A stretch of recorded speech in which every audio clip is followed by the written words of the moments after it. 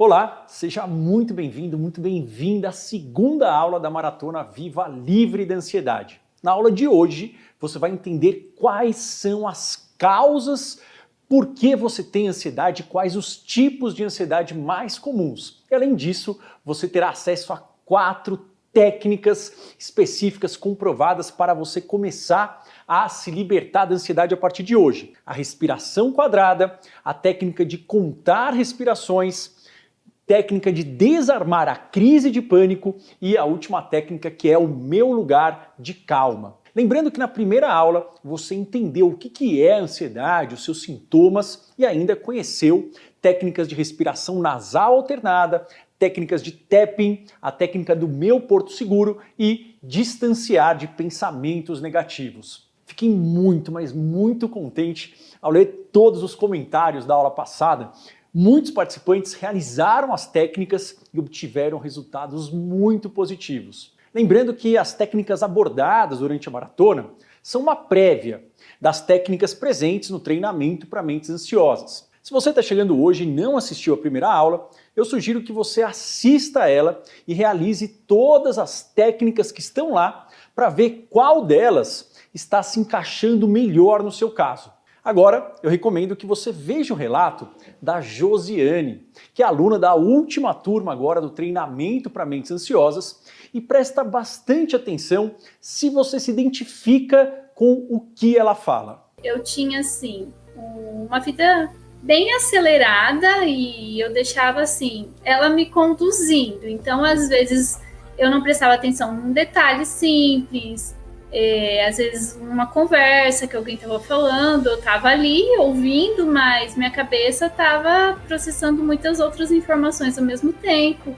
E aí às vezes as pessoas reclamavam que eu não dava atenção, mas na verdade não era assim a atenção. Eu estava ouvindo, só que eu sempre queria fazer mais de uma atividade ao mesmo tempo. A mente ela estava povoada por vários pensamentos sobre outras coisas. Sim. Okay. Então, eu sempre estava ali, ouvindo uma conversa e pensando em outras coisas que eu tinha que resolver, às vezes planejando outras coisas, e eu acabava dando uma maior atenção a esses pensamentos do que na conversa que eu estava ali presente com a pessoa. Na fala da Josiane, nós podemos identificar que as preocupações, as obrigações futuras excessivas impediam que ela conseguisse relaxar e focar no momento presente. E além disso, ao longo da entrevista, ela comenta que os sintomas físicos faziam muito parte da sua vida.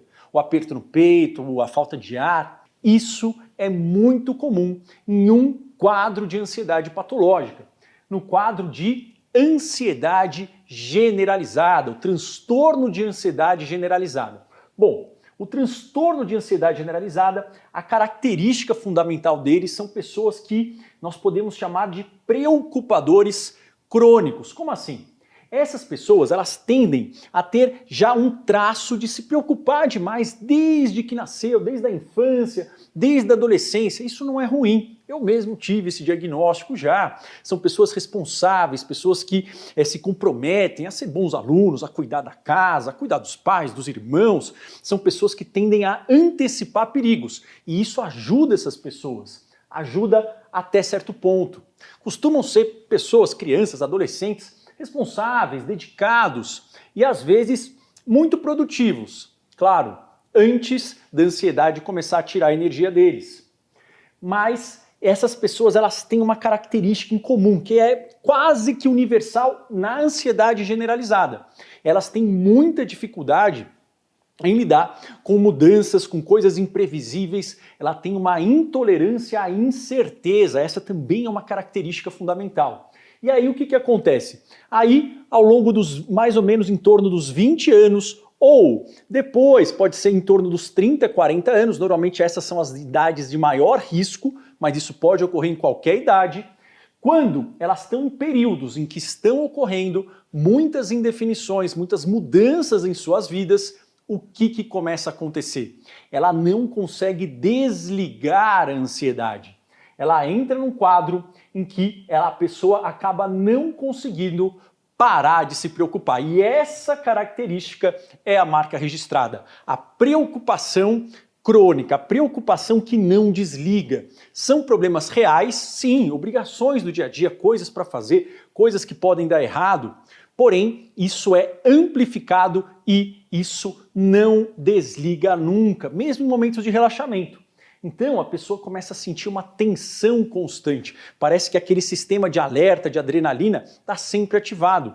Os músculos da pessoa estão sempre rígidos, a pessoa está sempre contraída. E isso vai fazendo com que ela tenha muita dor muscular, dor nas juntas, nas articulações. O estômago, o intestino dela está sempre contraído. Por quê? Porque a adrenalina causa isso quando ela está vendo uma ameaça, para que a gente não tenha fome mesmo, a gente tenha que atacar o perigo. Só que aqui o perigo ele não desliga, o cérebro ele está percebendo o perigo o tempo todo. Então a pessoa tem muita dor de estômago, pode ter diarreia, pode ter dor aqui no trapézio, dor de cabeça no final do dia, dor muscular quando vai dormir, às vezes quando acorda, porque o corpo ele não relaxa nunca, nem o corpo nem a mente. A pessoa ela pode ter crises de ansiedade, que são crises com sintomas de sudorese, às vezes batedeira, às vezes um aperto, às vezes uma sensação do ar faltando, mas eles não vêm num raio e passam. Eles vão vindo e voltando ao longo do dia. Então a pessoa ela fica tendo esses sintomas várias vezes, indo e voltando ao longo do dia quando ocorre alguma preocupação, algum problema. A questão é que os problemas sempre estão presentes, eles nunca acabam. A pessoa tem um cansaço persistente. Por quê? Porque tudo isso consome muita energia. Então ela está ali se preocupando, tentando fazer muita coisa, só que ela se sente cansada em toda a atividade. O problema é que ela não consegue descansar. Ela deita e as preocupações continuam lá, o corpo continua tenso. Então ela fica prisioneira da própria tensão, ela fica cansada sem conseguir relaxar e sem conseguir aproveitar. Tem muita irritabilidade e a pessoa ela vai ficando mais reativa, mais impaciente, isso mina as relações e o sono e o apetite costumam estar alterados. O sono normalmente está diminuído, pode estar aumentado quando o cansaço é demais e o apetite pode estar tanto diminuído ou aumentado para doces, carboidratos, para aliviar esses sintomas. Só que aí depois vem a culpa, vem a crítica e esse ciclo ele nunca termina. Esse é o quadro de ansiedade generalizada. Será que você se identifica? Mas a ansiedade tóxica ela pode assumir outras formas também, que são descritas, que eu consegui observar ao longo desses anos de prática clínica e também pelo estudo da literatura médica. Vamos entender as outras. Um outro tipo de quadro de ansiedade patológica são as fobias específicas, que o objeto de medo é uma situação ou um objeto ou animal específico. Então a pessoa ela sabe da situação que ela tem medo de coisas específicas e pontuais. Não diferente da ansiedade generalizada, onde o problema são as preocupações com todos os problemas do dia a dia. Então aqui a pessoa tem um medo extremo de uma situação, de um local, de um animal, de um objeto específico. Só que tudo bem a gente ter medo, se aquilo traz uma ameaça muito importante. O problema é que aqui ela tem medo, tem crises de ansiedade ou até de pânico quando elas encontram esse objeto, só que esse objeto ele não traz nenhum perigo ou muito pouco perigo. Um exemplo é medo de abelha. A abelha pode picar? Pode, sim, é uma coisa desagradável. Mas algumas pessoas, às vezes porque passaram por experiências ruins antes, às vezes não, elas têm um medo desproporcional e faz com que elas tenham muito sintoma físico, ela tenha que sair correndo, ela não consiga se controlar ou ver outra estratégia. Tem pessoas que têm muito medo de N situações e aquilo causa um sofrimento e a pessoa deixa de aproveitar momentos bons ou oportunidades por conta desse medo intenso. Então, isso pode ocorrer com voar. Eu mesmo, meu quadro era de ansiedade generalizada, porém eu tinha muito medo de avião também. Então os quadros de ansiedade patológica eles podem vir juntos, não precisa vir separados. Aqui é só para vocês poderem entender. Então aqui eu tinha medo de voar, era muito desagradável, eu deixava de fazer viagens, eu deixava de viajar por conta disso. medo de altura, medo de animais, muito comum, elevadores. Tem paciente meu que sobe todo dia 7 lances de escada, desce 7 lances de escada em casa, sobe 10 lances no trabalho, desce 10 lances no trabalho, porque muito medo do elevador. Insetos, injeções, sangue, mas pode ter de vários outros elementos, pontes, túneis, buracos, enfim, o medo é desproporcional e isso limita a vida da pessoa. Qual outro quadro que a ansiedade patológica pode assumir? A ansiedade social, que era chamada antigamente de fobia social, é a mesma coisa, tá? São nomes diferentes que nós damos. A ideia é que o medo aqui, o foco da ansiedade, é o julgamento, a avaliação pelos outros ou fazer papel de bobo. A fobia social, a ansiedade social pode ser generalizada, a pessoa tem ansiedade em qualquer situação social ou específica. Tem pessoas que têm receio quando elas vão falar em público, quando elas têm uma apresentação, quando elas são o centro da atenção. Então, ela pode ser generalizada ou específica, mas ela causa muito sofrimento da mesma forma. Então, a pessoa tem uma timidez e uma vergonha excessiva para conversar com as pessoas em todas as situações ou numa situação específica. Ela tem, mas o medo é do quê? De poder passar vergonha ou de fazer papel de bobo, de fazer algo que vá ser humilhante, que ela seja julgada intensamente pelos outros. E esse medo é incontrolável, faz a pessoa sofrer e faz a pessoa evitar oportunidades e se isolar. Então, a pessoa começa a evitar festas, começa a evitar encontros sociais. Se a pessoa está no trabalho, ela começa a evitar reuniões, ela começa a evitar perguntas, ela começa a evitar fazer uma apresentação ou ter uma promoção. Olha quanto que isso limita as oportunidades na vida da pessoa. A pessoa às vezes fica muito vermelha, com muito suor, com muito tremor, quando ela tem que conversar. E isso faz, obviamente, com que as interações não sejam boas. Ela fica achando que aqueles sintomas fazem dela alguém fraco. Uma sensação de que todos estão olhando para ela. Muitas pessoas têm isso quando vão falar em público, ou quando elas têm que falar, enfim, fazer alguma apresentação, ou elas se sentem o centro das atenções, parece que todo mundo está olhando para você. Algumas pessoas têm isso em várias situações, é muito sofrido. E em outras situações, esses casos, né, quando ela tem que apresentar, quando ela tem que falar, quando ela tem que se expor, isso pode desencadear uma crise de pânico. Essa é a ansiedade ou fobia social. Lembrando que esses quadros eles podem vir separados ou juntos, a gente pode ter mais de um. Próximo quadro é o próprio pânico, né? O que é o pânico? O pânico eu gosto de descrever como uma sensação de morte iminente. Uma forma de pensar é quando o corpo ele percebe que nós temos uma situação, um objeto, algo que possa nos destruir, que possa nos matar, ele libera adrenalina, ele libera o cortisol numa rajada. É muito intenso. Então não é uma liberação ruim, como na ansiedade generalizada que vem e vai. É um raio, é uma liberação que atinge o pico em 10 minutos. Então em 10 minutos vem muita adrenalina e o pensamento, a sensação é de que você vai ser destruído naquele momento. É uma sensação de morte iminente.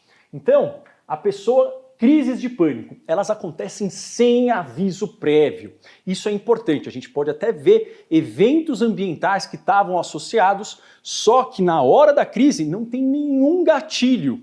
Na primeira crise, a pessoa pode estar dormindo, a pessoa pode estar conversando, ela pode estar dirigindo, ela pode estar fazendo qualquer tipo de atividade e aquele raio vem. É uma sensação de morte, de destruição imediata, só que é um alarme falso. Esse alarme está desregulado e disparando quando não tem este perigo. Só que a sensação é desesperadora. A pessoa não controla, ela não sabe quando vai vir e ela começa a sentir falta de ar, uma sensação de sufocamento. Parece que ela vai, de fato, sufocar. Só que isso é uma enganação. Por quê? Porque o cérebro está liberando adrenalina, o corpo respira de forma ofegante, isso está muito oxigênio.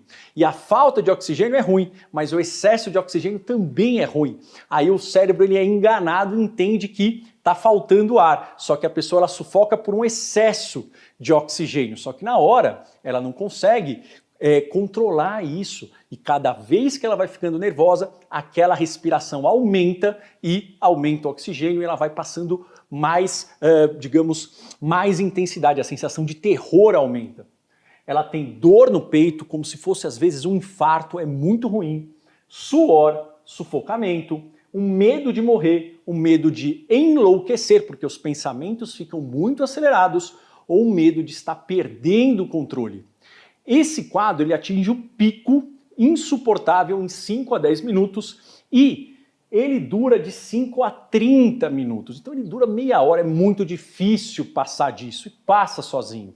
Só que muitas pessoas sentem que isso se prolonga, por quê? Porque a pessoa tenta brigar com a crise. Ela vai para o hospital, ela vai medir a pressão, ela vai medir os batimentos cardíacos, ela vai ficar procurando sinais de ameaça ou de uma doença grave no corpo, e isso vai fazendo com que o cérebro ele não desligue a ansiedade. Então, a gente vai resistindo sem querer, porque é desesperador, eu já tive essa crise, e isso vai fazendo com que a crise se prolongue. A gente entra nessa areia movediça, mas tem como sair dela. Isso é a crise de pânico, isso no início, na primeira vez, tem que avaliar para ver se não está tendo nada cardíaco nem neurológico. Agora, uma vez que está tudo bem, a ideia é que você não vá para o hospital, porque cada vez que você vai, você está ensinando para o seu cérebro que isso é uma ameaça. A gente vai ter que ensinar para o cérebro a desligar esse sinal de alarme.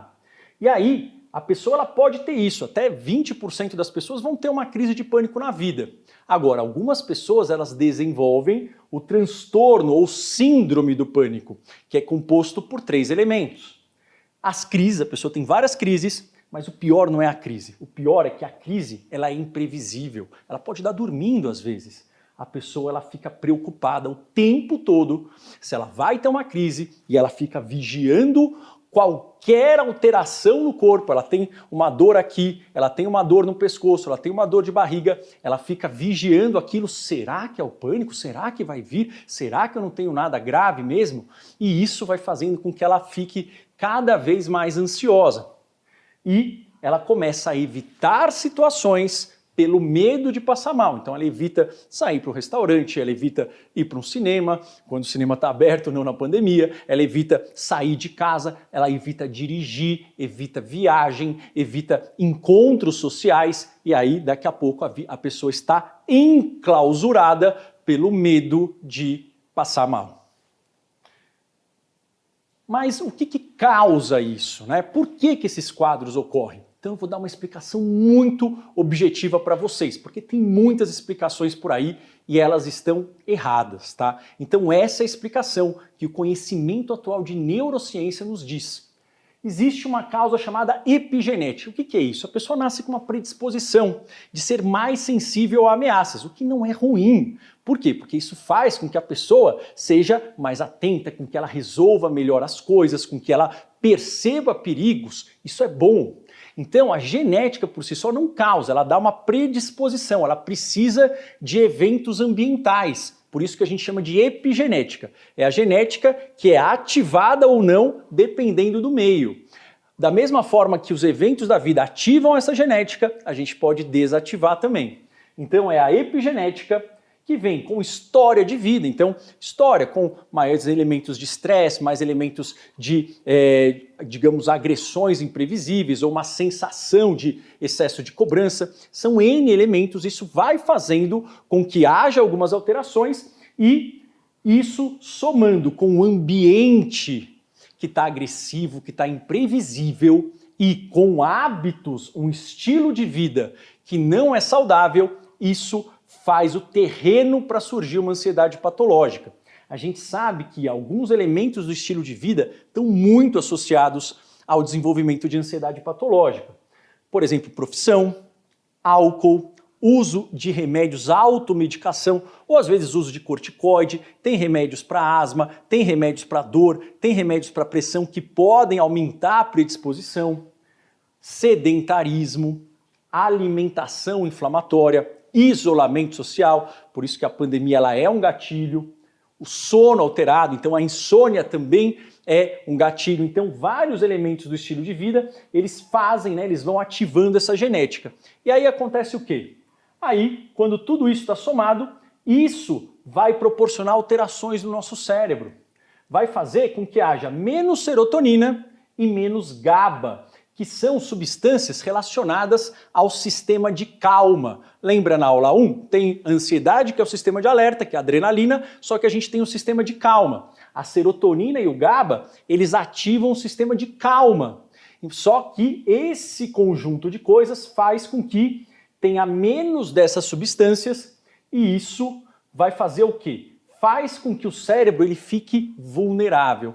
E aí vem um gatilho, que em geral é uma mudança, uma incerteza, uma indefinição, a pandemia, um término de relacionamento, uma mudança de cidade, um dilema. E aí, quando esse cérebro ele já está com essa diminuição, o córtex pré-frontal que regula, que resolve, que freia a adrenalina, ele para de funcionar e o centro da ansiedade, do pânico, que é a amígdala, começa a funcionar sem parar.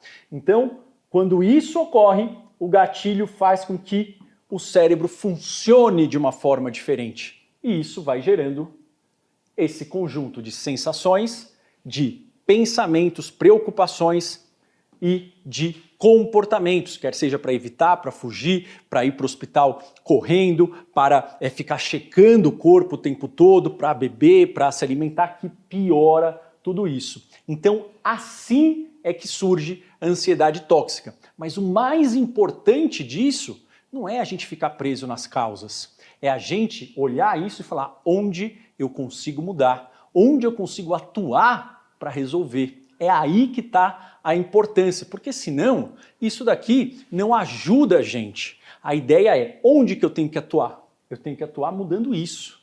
Quando eu mudo isso, o que acontece? Essas duas áreas começam a mudar. Você mudando isso, você começa a diminuir os neurônios aqui na amígdala, ou seja, tem uma diminuição desse funcionamento e aumenta os neurônios pré-frontais. Isso faz com que a serotonina e o GABA melhorem e, com isso, a gente consegue mudar o ambiente e o estilo de vida. Então, para a gente poder melhorar a ansiedade, a gente tem que atacar as causas verdadeiras. Começando por isso daqui começa a mudar o nosso cérebro, a mudar a serotonina e o GABA, a mudar o nosso estilo de vida e o nosso ambiente. Mas é importante, em alguns casos, a gente dar um apoio melhorando os níveis de serotonina e GABA, sim. Mas se a gente só melhorar os níveis de serotonina e GABA sem mudar isso e isso, não dá certo. Por isso que só o remédio que atua aqui, ele tem um efeito parcial e limitado. E é por isso que as pessoas não conseguem sair da ansiedade tóxica. Vamos praticar então. Vamos praticar, começar a mudar esse circuito. São os primeiros passos. Quais as técnicas que a gente vai aprender hoje? Então a gente lembrou que tem que mudar pensamento, sentimento e comportamento. A gente já aprendeu na aula 1 algumas técnicas, vamos aprender outras. Uma delas é para mudar aqui as sensações. Isso chama respiração quadrada. A gente aprendeu a respiração alternada. Essa é a respiração quadrada. O que essas técnicas fazem?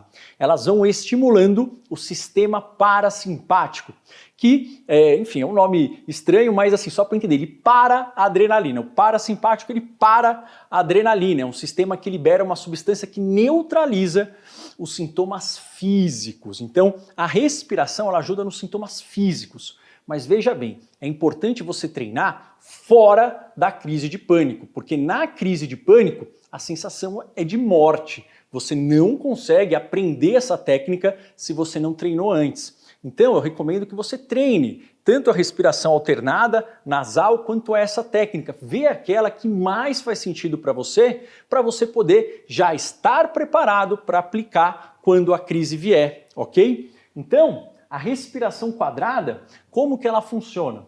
A ideia é, você puxa o ar, então você treina isso em, vamos colocar ali, 1, 2 vezes ao dia. Isso vai ajudando a que, quando você perceber que você está com ansiedade ou que você está meio tonto, achando que vai desmaiar, isso é devido à respiração rápida. Você começa isso. Quando você estiver formigando, isso a respiração rápida causa. Você começa nisso. Mas treina algumas vezes antes, tá? Então, você pode fazer em qualquer lugar. Não precisa estar sentado, não precisa estar num lugar calmo. Qualquer lugar que você esteja. Você vai puxar o ar e isso você vai puxar contando até 4. Então você está, enfim, num ambiente calmo ou num ambiente agitado, você percebeu que aquela sensação está vindo, que os sintomas não estão agradáveis, você vai focar em puxar o ar e contar até 4. Ó. Perfeito. Aí você puxou, você prende. Prende o ar contando até 4. Aí você vai soltar o ar contando até 4. Eu soltei pela boca, pode soltar pelo nariz. O importante é que seja nessa contagem. E aí você segura o ar, depois de ter expirado, você vai segurar até 4. Agora de novo, puxa o ar, prende, solta, prende. Repita isso 5 vezes. Faz 5 vezes, mede os seus batimentos cardíacos antes, faz isso 5 vezes, mede depois. Muito provavelmente vai ter diminuído, por quê? Porque isso neutraliza a adrenalina. Claro que a gente vai precisar somar essas técnicas, não tem uma técnica que funciona exclusivamente para todo mundo, por isso que é importante a gente ter um arsenal e saber o passo a passo para aplicar. Próxima técnica é que você pode fazer junto com essa ou em outros momentos. Eu, por exemplo, gosto muito da respiração quadrada quando eu estou nervoso para uma apresentação, quando eu vou em algum programa de televisão e eu estou meio nervoso, estou meio agitado. Pode acontecer? Pode, mesmo que a pessoa já esteja bem da ansiedade. Então, eu uso a respiração quadrada, ela me ajuda e eu posso fazer em qualquer lugar. Agora, às vezes antes de dormir, quando eu estou com os pensamentos muito intensos, eu sinto meu corpo agitado, eu uso essa. Como é que é? Isso aqui é derivado do mindfulness. A ideia é você contar a respiração. Como assim? Eu costumo colocar uma mão em cima do meu umbigo, não precisa necessariamente, mas você não precisa nem forçar a respiração, você só olha. Então você vê a mão subindo, que quer dizer que você está inspirando e solta. Ou seja, você puxa e solta o ar, isso você conta 1. Aí você puxa de novo, solta o ar, você conta até 2. Então, cada número é um ciclo de inspiração e expiração. Você faz isso até 5. Por quê? Porque se você vai para 10, para 20, você vai começar a se distrair, vai vir a preocupação, você vai se perder. Pode ser que você se perca aqui? Pode, mas isso ajuda você a focar. Então você faz 5 vezes, subiu, desceu, 1. Subiu, desceu, 2. Subiu, desceu 3, subiu, desceu 4, subiu, desceu 5. Aí você para e recomeça do 1, porque contagens muito altas no início faz a gente se distrair. Depois, com o tempo, a gente fica mais treinado.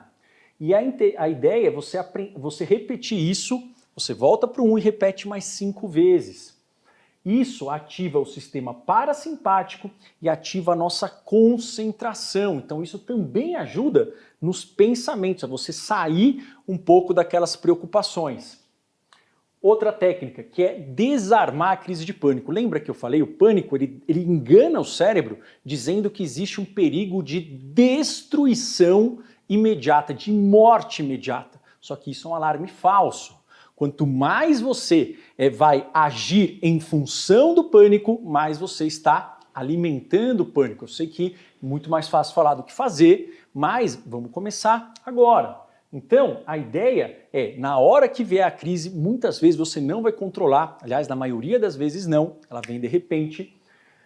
A ideia, então, não é brigar, mas você repetir para você, essa crise não tem como me ferir. É muito ruim, é desagradável, mas isso não tem como me ferir.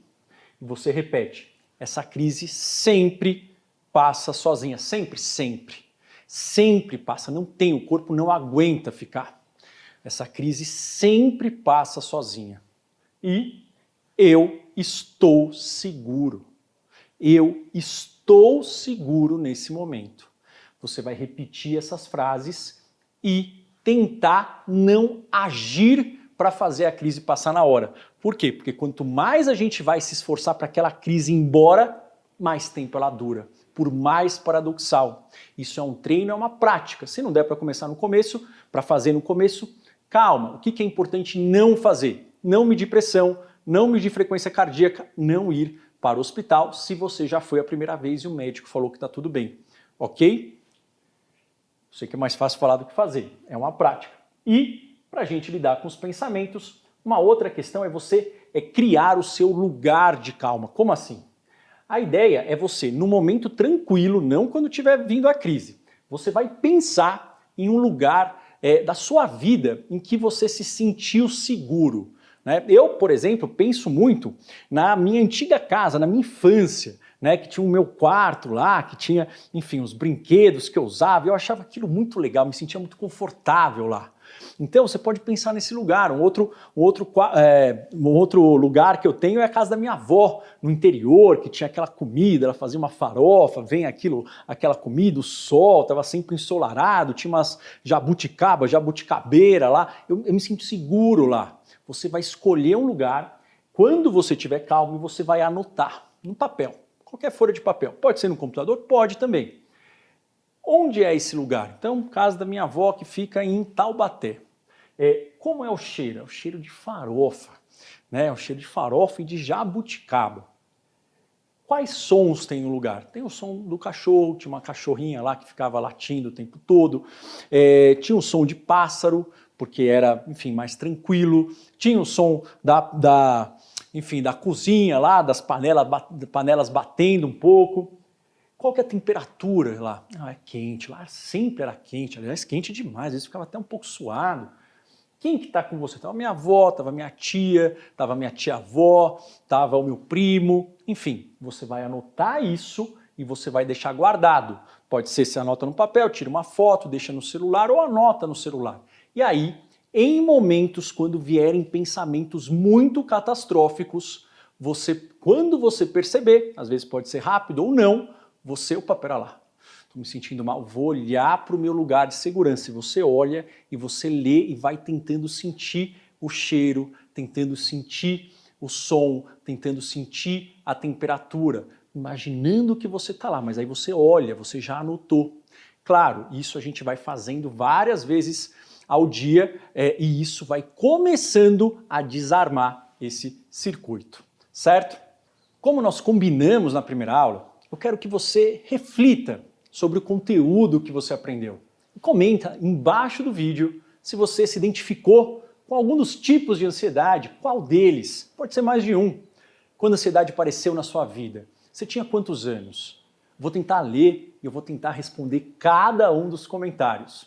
Bom, a nossa segunda aula chegou ao fim, mas nós temos ainda muitos conteúdos e muitas técnicas para você aprender. Nós vamos ter a nossa terceira aula. E nessa aula você vai descobrir tudo sobre os remédios, sobre os medicamentos para ansiedade, por que eles podem ser os grandes vilões contra a nossa jornada rumo à superação da ansiedade e também você vai conhecer suplementos naturais que funcionam de verdade, aqueles que são comprovadamente eficazes para melhorar os seus sintomas de ansiedade. Essa aula está imperdível. Você se compromete em participar? Então, eu aguardo você lá. Um grande abraço e até!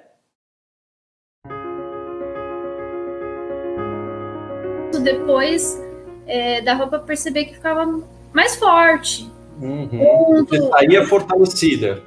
Sim. Uma das ferramentas que eu mais gostei de usar foi a de respiração controlada.